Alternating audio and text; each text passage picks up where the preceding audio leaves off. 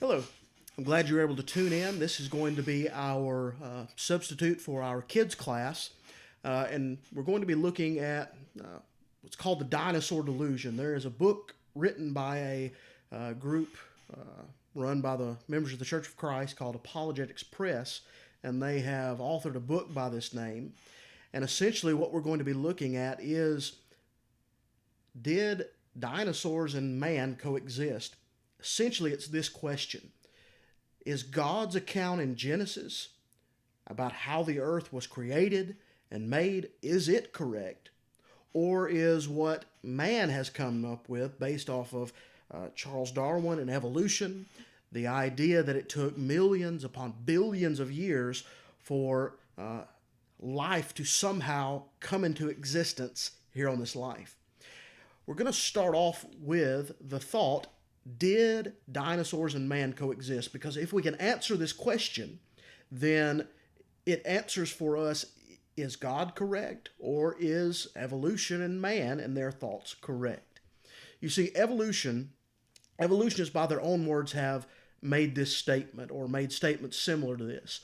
The burden of proof falls upon the one that takes the negative, or the one that says something doesn't exist or hasn't happened. In this case, dinosaurs and humans did not exist together. So really, we really shouldn't even have to be proving this. It should be the negative, those that say it didn't happen. Evolutionists, though, are turning a blind eye to evidence that exists. I'm sure most of you in school have heard that evolution is not a theory anymore, but a fact, that science and history and fossil records all back this up. But I want to show two cases today, and we'll have a few more later on. Two cases that show that this is not the case. But first, I want to take a look at some statements that evolutionists have made, and by their own admission say that if fossil records do not fit what they say is correct, then evolution and the evolutionary theory fall apart. First of all, we have Richard Dawkins, who is one of the more prominent people who speak out on behalf of there being no God, that Judaism, all of these things, no God of any kind exists. He's made this statement: there are certain things about the fossil record that any evolutionist should expect to be true. We should be very surprised, for example, to find fossil humans appearing in the record before mammals are supposed to have evolved. All right, so he makes the statement: if we find humans out of place, then something is very wrong. Listen to what he says. If a single, verified mammal skull were to turn up in a 500 million year old rock, our whole modern theory of evolution would be utterly destroyed. By his own statement, if we find one thing that's out of place, one verified fossil or verified example, then we're going to have to rethink this whole thing. Listen to the statement made by Stephen M. Stanley. He is a professor. I believe he was also a president in some fashion of Johns Hopkins. He says there is an infinite variety of ways in which, since 1859 is when Charles Darwin came up with his theory of evolution and all of this began. Since 1859, the general concept of evolution might have been demolished. Consider the fossil record. Or he's saying, since 1859, there have been countless times where we could have been proven wrong, but in his mind, he says we aren't. But listen to this. Any topsy-turvy sequence of fossils would force us to rethink our theory. Now, I agree with that, but listen to his next statement, which I don't agree with. Yet not a single one has come to light. As Darwin recognized, a single geographic inconsistency would have nearly the same power of destruction. Or he's saying, again, like Dawkins, if we find one thing out of place, verified fossil example, our whole theory falls apart. Next, we have quote from the Nova. Nova was a TV special that was done focusing on God, Darwin's theory of evolution, and specifically dinosaurs. It says dinosaur footprints side by side with humans. Finding them would counter evidence that humans evolved long after the dinosaurs became extinct, and therefore would back up the claim that all species, including man, were created at one time, or essentially boiling it down to this. If we find a fossil record that says mankind and dinosaurs existed at the same time, our theory's out. And the Bible's theory of creation seems very plausible. All right, next to Louis Jacobs. He is a professor there, or was a professor at the Southern Methodist University, was former president of the Society of Vertebrate Paleontology, or he looked for dinosaurs that are animals that had bones. He makes this statement: co-occurrence of men and dinosaurs, or for them to exist together. Such an association would dispel an earth with vast antiquity. That's just a wordy way of saying if we find a man and dinosaur fossil where they're shown to be together, the world can't be billions of years old. The entire history of creation, including the day of rest, would be accommodated in the 7 biblical days of the Genesis myth. Evolution would be vanquished. In his own words, he's saying, if we find this evidence of man and dinosaur existing together, then evolution has zero footing. There's no place for it. Now, these are 4 prominent people that have made these statements. Now, what I want us to do is today just to look at 2 examples. Now, there's a lot more that we can and will look at, but just 2 for today. All right? Here's the evidence that these individuals turn a blind eye toward, or even try to discredit in some a bit crazy ways.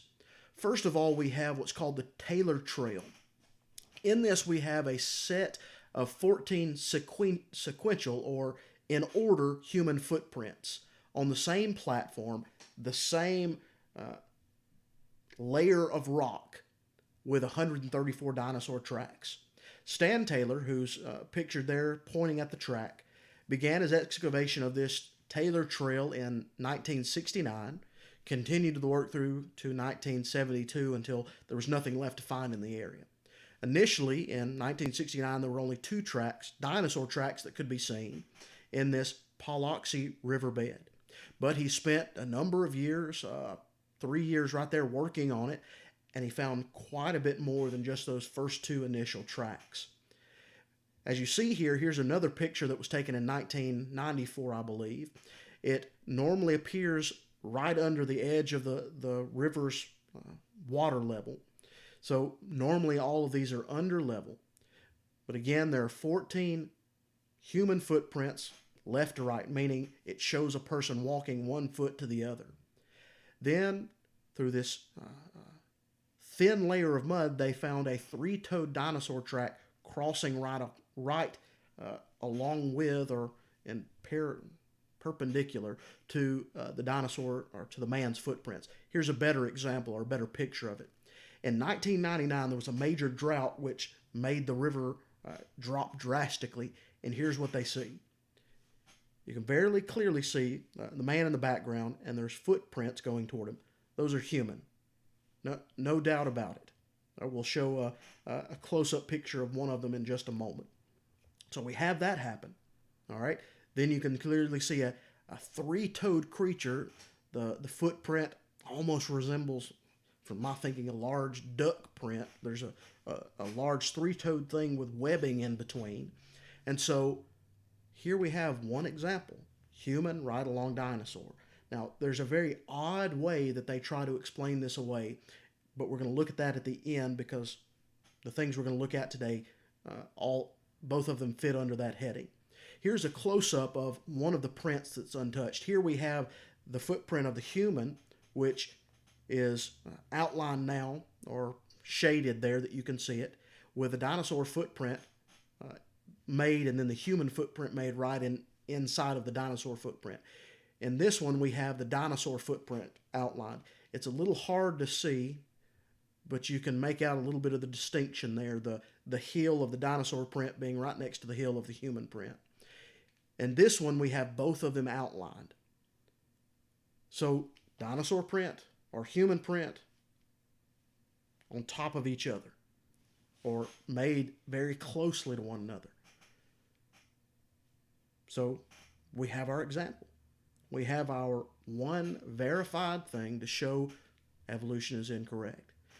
But as I said, most people or most evolutionists try to discredit this. We also have a fossil found. It's called the Elvis Delk track. It was found very near this Paluxy riverbed. Let's read here. This particular fossil was found in July of 2000 by an amateur archaeologist, Elvis Delk of Stephenville, Texas. It's now on display at the Creation Evidence Museum in Glen Rose, Texas. Mr. Delk found this loose slab against the bank of the Paluxy River, about a mile north of the Dinosaur Valley State Park. Dinosaur Valley State Park is essentially just an area where they found a lot of dinosaur fossils, very close to where that the Taylor Trail that we looked at before was found. He eventually decided to sell this fossil. He thought it was just a dinosaur footprint made, again, a three-toed dinosaur print. He hadn't done much with it. It had been sitting in his house. I believe it was for 10 or 15 years, somewhere in that neighborhood. He thought he could sell it to this man, Carl Bov, from the Creation Museum. Thought he might get a few $100s for it, but as he began cleaning this fossil, he found a human footprint right beneath the dinosaur footprint, with the human footprint made first, and then the dinosaur fossil or footprint made over it. But let's take a look at this. Here on the bottom, you have this whole rock that he found there. Now you can very clearly see the dinosaur footprint that was made. Well, the human footprint had mud and little sediment that had built up in it over years, and it was not really visible. So some have made the decision or leapt the idea, well, he just carved out that human footprint to sell to this Creation Museum. I'm sure that there are some people that would make fakes like that. I'm sure some people have. But if you look at the top, we have a cross-section of this fossil that's been made. It was an X-ray that was taken of it. You notice the big oblong yellow blob there. That's where the dinosaur footprint is. And you notice right under it, there's this kind of darker, dense line. What that shows is that something very heavy pressed down this mud, compacted it, and made it more dense. Understandable. There's a dinosaur footprint. There's evidence that it's compacted beneath. It's got to be real. Look under the human print now. You see the little human toe that's being pointed to? Well, you notice that there's that same dark band underneath it, and that dark band follows the exact curvature of the foot. What this X-ray shows is that they were real. Or at least both footprints are real. They couldn't have been fake. They couldn't have been done after the fact. And now take a look at the rock again. The dinosaur footprint is a lot more outlined. And you notice that the human footprint has been deformed a little bit. That shows the human print was made before the dinosaur print. Again, here is a very prime example of a fossil record that shows that humans, at least somehow, some way, made a footprint in the mud before a dinosaur stepped on it. By their own admission, by the evolutionist statements that we read before, here's our proof. They have to agree evolution is destroyed, but that's not what they do. They instead make up this wet cement theory. Now, for anyone thinking rationally, this is absurd. So, could these human tracks have been made a lot later than the dinosaur tracks? Because that's their theory, that dinosaurs came into existence, that mankind was a lot later.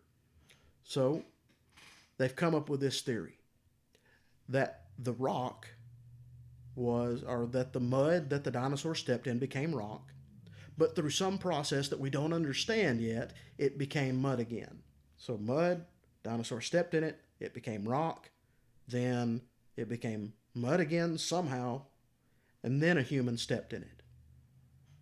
All right, even if that process is real, which there's no evidence anywhere in history that it is, how do you get the human footprint underneath the dinosaur footprint? You can't answer that. Suppose you saw someone or saw several footprints in a sidewalk and then someone said the print was made 10 years after the one beside it. Would you believe it? It makes no sense to take a slab of cement and say it's hardened, then it becomes soft again, and you make the footprints in it, and then it becomes hard again. It makes no sense. But this is the links that they're going to try to disprove just these two things that we've said. So, is it real? Fact or fiction? Well, it seems to be truth. Now we go back to our statements that these men made. And look at the very bottom or after the bolded underlined thing. If a single well-verified mammal skull, now he's focusing on mammals, but we'll say a single verified fossil specimen shows dinosaurs to exist, the whole of evolutionary theory would be utterly destroyed. Now look at Stanley's. Any topsy-turvy sequence of fossils would yet force us to rethink our theory. I agree with him, like I said, yet not one single one has come to light. Well, we've just discussed two. Then back to Nova. Side by side with humans, dinosaur footprints side by side with humans, finding them would counter evidence that humans evolved long after. Again, I agree because we've just seen it. Coexistence of Louis Jacobs. Now, co-occurrence of man and dinosaurs, such an association would dispel an earth with vast antiquity. Well, we've just done that.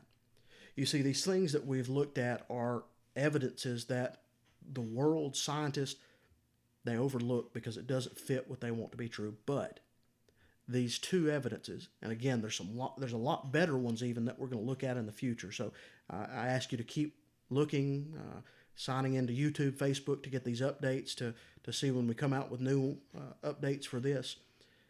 They're even better examples of things that they can't disprove. Now, they've tried with their wet cement theory back into rock theory, but it doesn't make sense. What does make sense is God's accurate account of history that we find in the book of Genesis, that God had 6 days of creation, and man and animals were made upon the same day.